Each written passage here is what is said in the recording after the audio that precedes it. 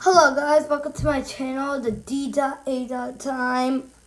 Today I'll be covering HTML, a little bit of it because HTML is such a big thing. But right before we get started, don't forget to hit that subscribe button and start the chant, subscribe, share. Alright, so you guys have 5 seconds. 5, 4, 3, 2, 1. Alright, so now if you didn't subscribe, the big dog's coming for you. Alright, so today I'll be teaching you headers. Right, so there are about 5 types of headers. There's H4, H3, H2, H1, and a P tag. Alright, so I'll be starting with the H1 tag. Alright, so the H1 tag is the biggest header.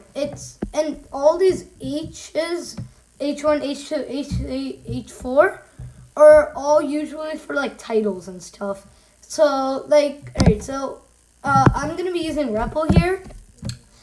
Feel free to use anything else, but if you want to use REPL and you don't know how to set it up, then go back to my last video and do that. Alright, so H1. Alright, so what's gonna happen is that H1 tag is usually the biggest tag. So let me run this and show you. Alright, so the H1, this is the first one here.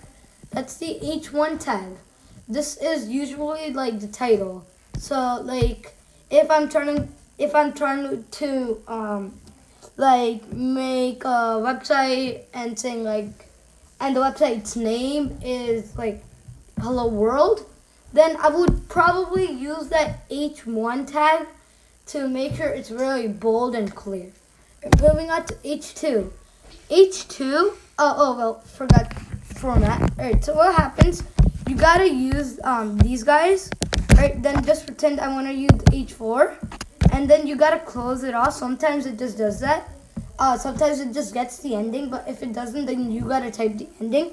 In the ending, remember this, there is a slash. If you don't add this slash, then it will not work. This is the ending. It's the most important thing. Alright? Okay, moving on to H2, and everything works with the all the format is the same. H2 is this way. It's the second one here. This one, it's pretty big too. It's like if you're trying to if you're I'll be telling you buttons in the next ones, but if you'll use the H1 for your introduction site, and then you'll use the buttons to move on to the next page. And then what you can do, for the buttons for the next page, I suggest using H2 tags, because we don't want, it's not the introduction, but it's not even the ending. So it's it stands out pretty big bold. And then comes H3. H3 is a little bit smaller than H2, obviously. And then that and H4 again is smaller than H3. These two are usually used for subheadings. So if you ever read a book, there's a subheading always. Alright, and then there comes the P tag.